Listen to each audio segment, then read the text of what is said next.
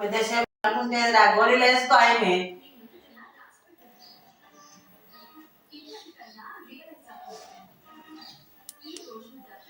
ఇప్పుడు వీళ్ళకి సుఖమేనా ఇప్పటి మళ్ళీ ఏమో అన్నాడే, ఏమో అన్నది మనమ్మ.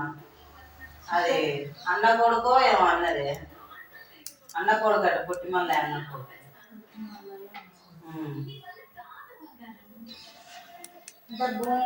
కొడుకు కావచ్చు ఏమో నాకు దగ్గర అప్పుడు గీడ అనగా